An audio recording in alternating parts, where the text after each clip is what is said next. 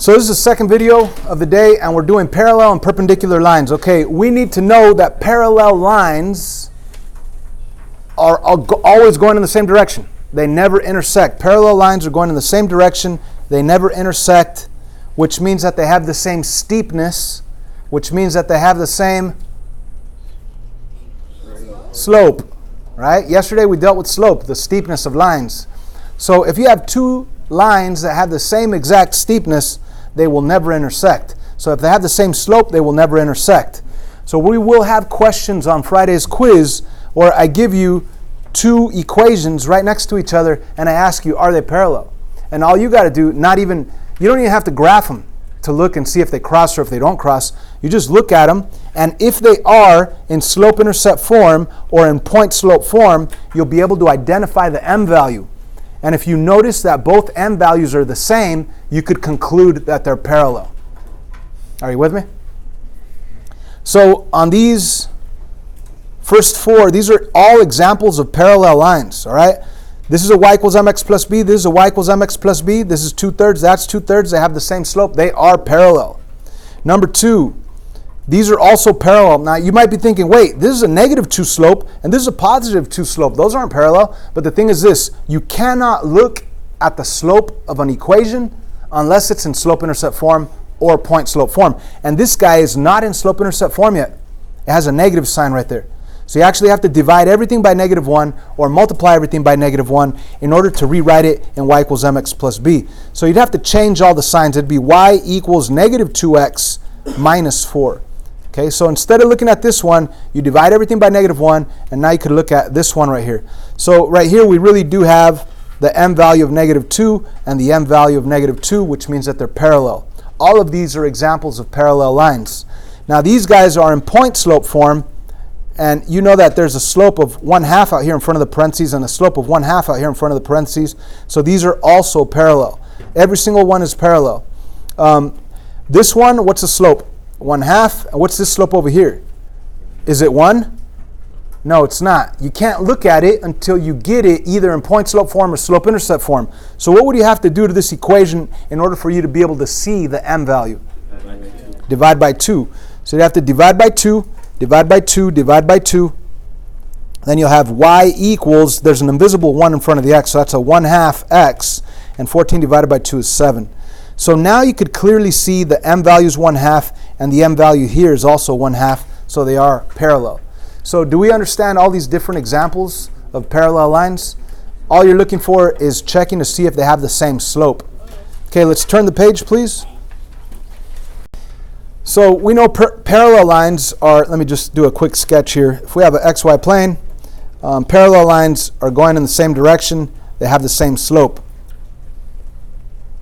Now, perpendicular lines definitely do not have the same slope. What are perpendicular lines? Do you guys remember that from geometry, if anybody already took geometry?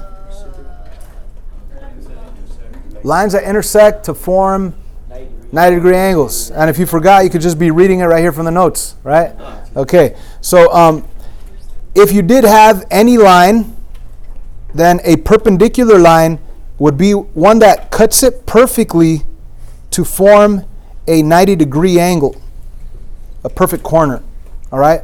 Now, this red line obviously does not have the same slope as this blue line. One's positive, one from left to right is going up, the other one's going down, which is negative. So we know for sure that the signs have to be changed. One slope has to be positive, one slope has to be negative. But there's more to it. In addition to changing the signs, you also have to flip the fraction. So if you were rising 3, running 2, then the other way would be dropping 2, running 3. It would be changing the sign and flipping the fraction. And that's what I explain right here in our notes. It says perpendicular lines have opposite reciprocal m values. Now, what does opposite reciprocal mean? It means change the sign and flip the fraction. So when we look at these examples of perpendicular lines, obviously you have to have it in slope-intercept form, y equals mx plus b, or point slope form for you to even look at the m value. And once you have it in those forms, you can look at the m value, and see that they're not the same. They're actually opposite reciprocal slopes. If I were to change this positive 2/3 to a negative, and then and then flip the fraction, it would be negative 3/2, and that's exactly what we have. So perpendicular lines have opposite reciprocal slopes.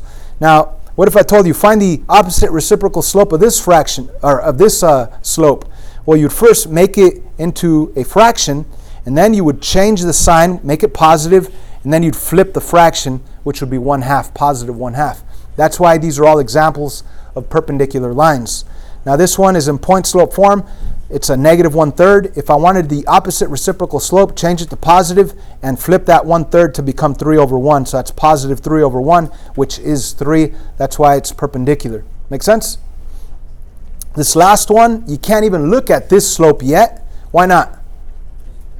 Because the negative 3 that's in front of the y, you want y by itself. You want y equals mx plus b. You don't want negative 3y equals mx plus b. So let's get that negative 3 out of there by dividing by negative 3, dividing by negative 3, dividing by negative 3. So then you'd have a new equation that reads y equals negative 2/3 x plus 4.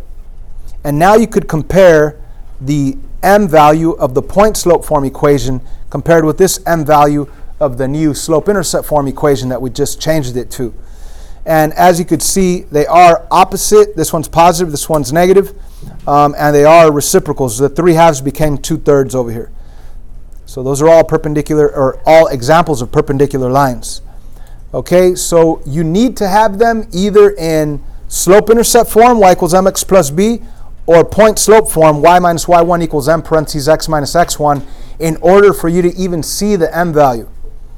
So I want you and a partner right now to identify 1 through 6 whether those lines are parallel, perpendicular, or maybe they're neither. Maybe they don't have the same slope, and maybe they don't have opposite reciprocal slopes. You would say neither right there. Go for it. And here we go. Number 1. Both equations are in slope-intercept form, so you could see that the slope is 1/2. You could see that the slope is negative 2, and they are negative reciprocal. They are opposite reciprocals, right? If you change the sign, it becomes negative. If you flip it, it becomes 2/1. So that really is negative 2/1. So that's perpendicular, right? So let's write that down. Perpendicular. Okay, the next one. This equation's in point slope form, so I could clearly see the m value is 1/3. But this one's not in any form yet, so you need to manipulate, you need to change it to y equals mx plus b. So let's get rid of that negative 3 by dividing by negative 3, dividing by negative 3, dividing by negative 3. And we end up with a new equation that reads y equals, now this is really a negative 1 divided by a negative 3. So a negative divided by a negative is a positive 1/3. You still have the x. And we have plus 8/3, and we don't really care about the b value. We're not even graphing. All we care about is the slope. 1/3 and 1/3, that's the same exact slope, which makes it parallel. So parallel. Going to number 3. These are not in slope-intercept form. Not in slope-intercept form. Let's manipulate both of them. So let's first get rid of the 2x by subtracting 2x, and then rewriting the whole thing. 3y equals negative 2x plus 12. Final step would be to divide by 3, divide by 3, divide by 3. So you have an equation that reads y equals, the m is negative 2/3 x plus 4. So the m value is negative 2/3. And on the other one, when you divide by 3, divide by 3, divide by 3, you end up with y equals positive 2/3 x plus 5/3. Who cares about the b value? That would be neither, right? In order for them to be parallel, these slopes would have to be identical. There's a negative 2/3, there's a positive 2/3, so it's definitely not parallel. It's definitely not perpendicular because you didn't flip the fraction. So that would be neither right there on number 3, neither. Neither. We will have some of these questions on the quiz Friday, all right? So please understand these. Number 4, are these parallel, perpendicular, or neither? Well, could we look at the m values? Are they in slope-intercept form? Yes. This slope is 1. This slope is negative 1/1, right? So you could put them both over 1. And if you were to change the sign and flip it, it would say negative 1/1. So these are definitely perpendicular. Perpendicular. Number 5. This one's in slope-intercept form. I could clearly see my m value is 2/3. This other one, I'd have to divide by 3, divide by 3, divide by 3, y equals 2/3 x plus 5. And I could clearly now see my 2/3 slope right there. So these would definitely be parallel. And last but not least, this one is in y equals mx plus b. There is no b value. B is 0. This one's not in y equals mx plus b. You'd have to manipulate it by dividing by -1, dividing by -1.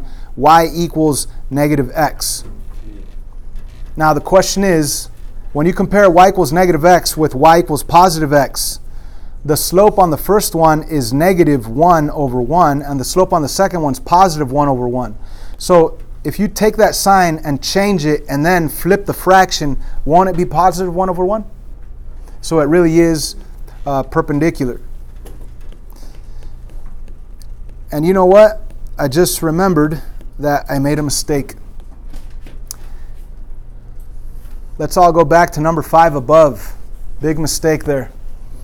It's such a big mistake that I made the mistake, even though knowing that I was going to make this mistake. Number 5. When you look at this line, it gives you the slope 2/3, and this one you can't look at the slope yet until you manipulate it, but once you manipulate it, you end up with this equation, which is the same exact equation. So when I ask you, are these lines parallel or perpendicular or neither, technically these are not parallel. Why not? Because it's the same exact line. So this one would technically be neither. Neither, man. I'm sorry. I think I may have done that on accident where I ended up with the same equation. But yeah, these are definitely not parallel lines because it's the same line. Okay? So that would be neither. That's like a curveball right there. Anyhow, we're going to stop right here. Tomorrow we're going to continue working on these other different types of problems. Homework is to just watch these videos.